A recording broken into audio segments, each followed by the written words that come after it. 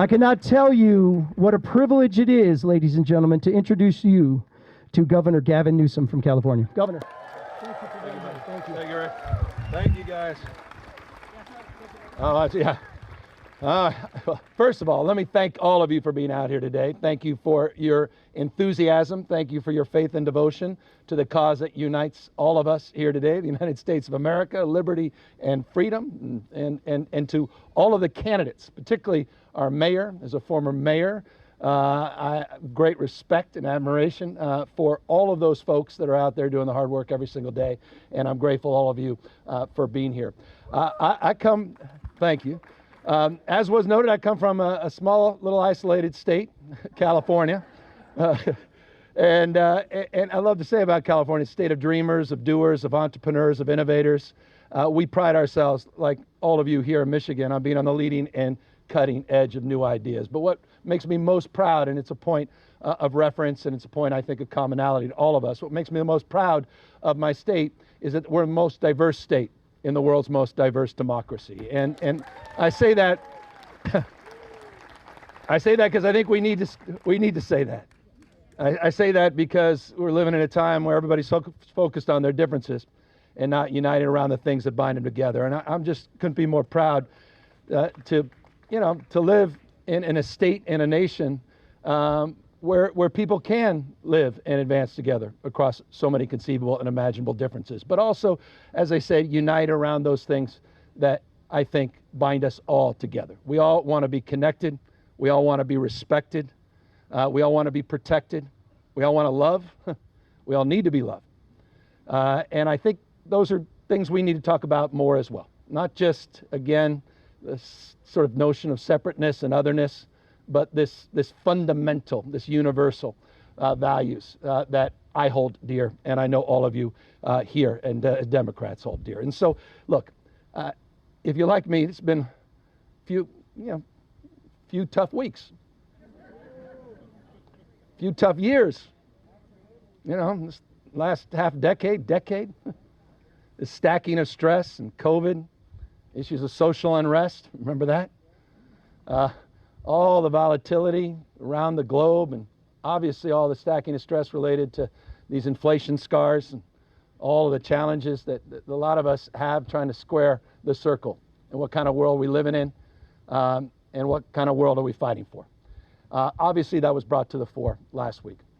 I was asked and tasked by President Biden proudly to fly from California to Georgia to represent the campaign right after that debate.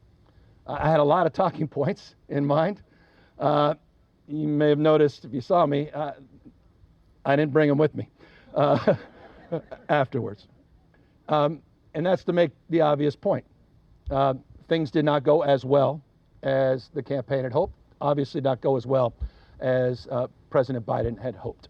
I left last night from the White House. I had the privilege of being with 20 plus governors, many of them in person, including your governor, others on Zoom.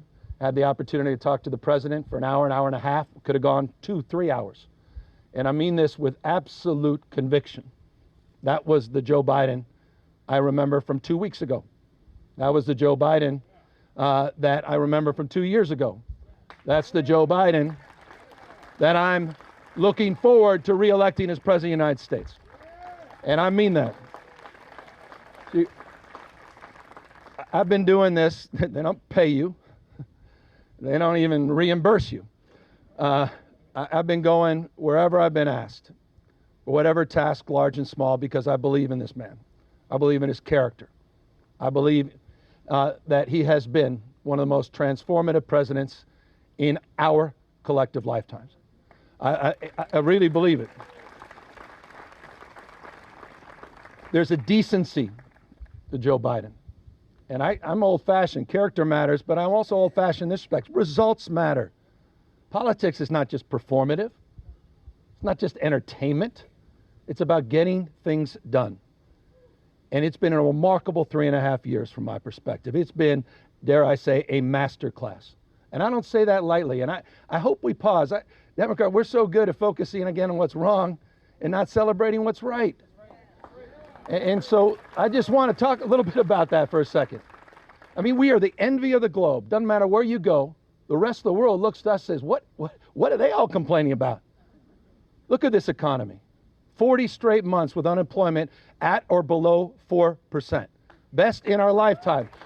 Lowest unemployment for women in our lifetime. Lowest unemployment for blacks in our lifetime. Lowest unemployment for Hispanics in our lifetime. The lowest uninsured rate in our lifetime.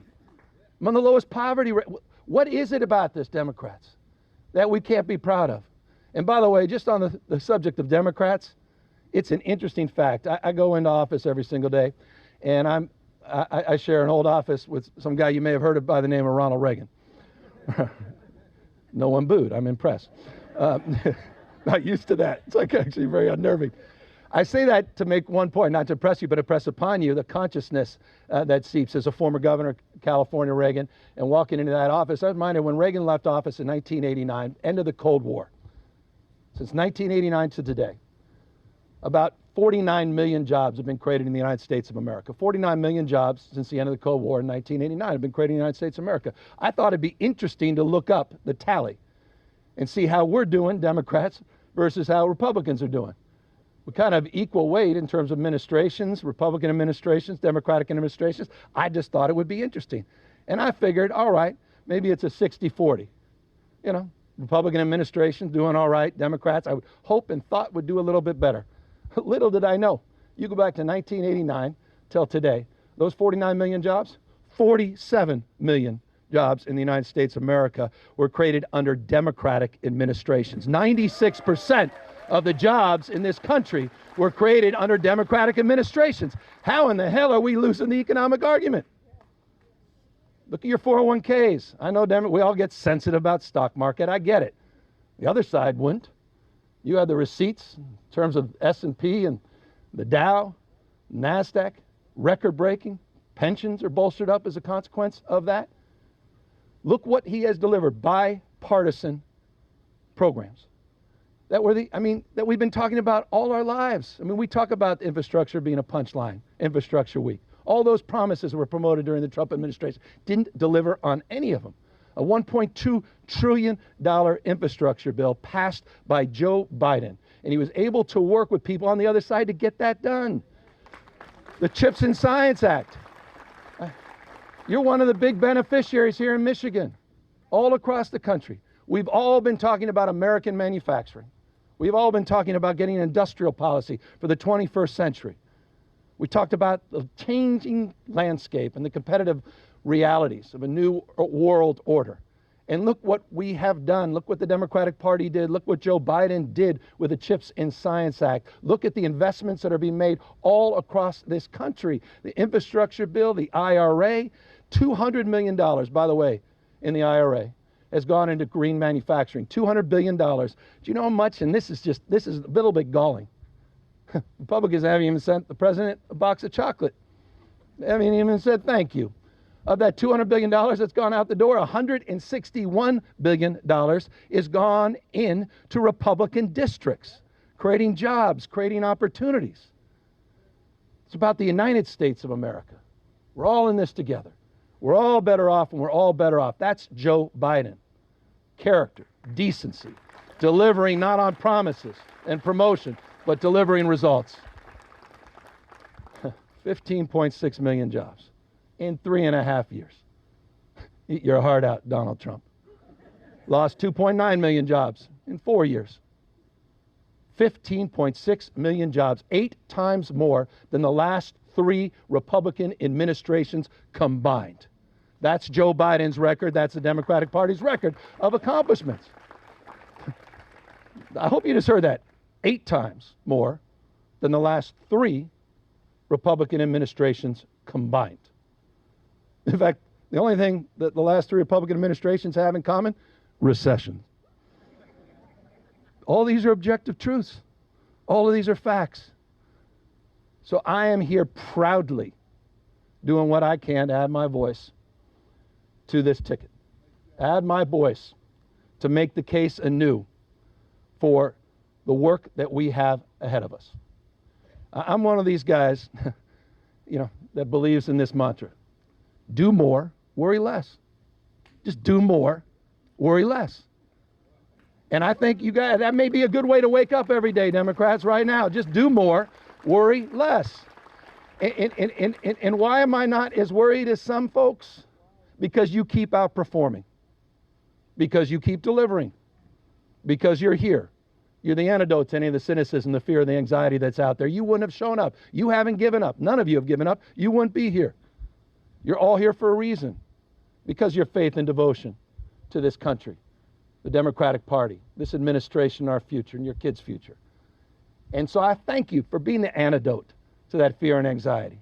You outperformed in 2018. You outperformed in 2020. You outperformed in 2022, 2023. And not just in congressional races. You've got races all across this country, from Jacksonville to Colorado Springs. Democrats keep outperforming. You're showing up in record numbers, and you're outperforming polls. Polls don't vote. You know who votes. You guys vote. And so, we all know what's at stake. It's daylight and darkness. It's not even complicated. Liberalism versus illiberalism. Right and wrong. It's not complicated.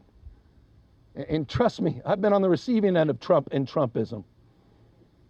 I governed a few years when he was there. 122 lawsuits against this guy. I mean, I had to sit there. You think your job's tough.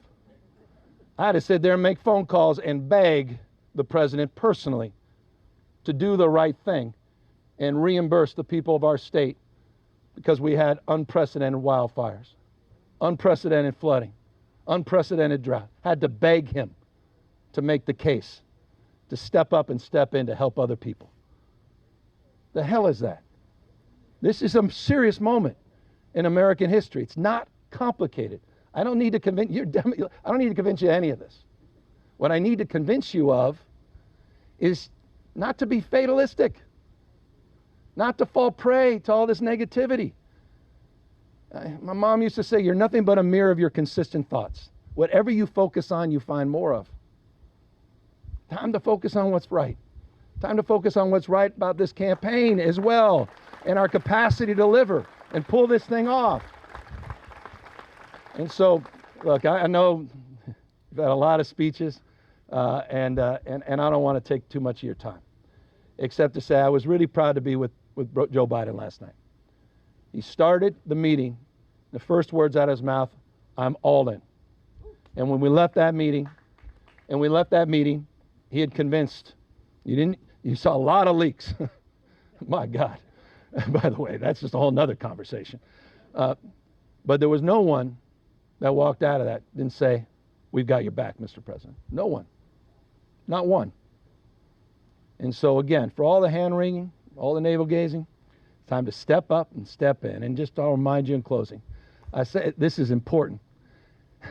Future's not something to experience. It's something to manifest. It's decisions that determine our fate and future.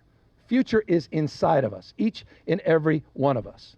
As long as we seize it and we grab it and we don't fall prey, again, to that cynicism. So I, again, want to thank you in closing for all you have done to get us this far, to get the Democratic Party this far. Thank you for what you have done for this administration and for this ticket in the last 3.5 years. And more important than anything else, thank you in advance for all of your hard work over the next 5 to so months to get this country again moving forward and to get Donald Trump back in the rear view mirror. Thank you guys very, very much.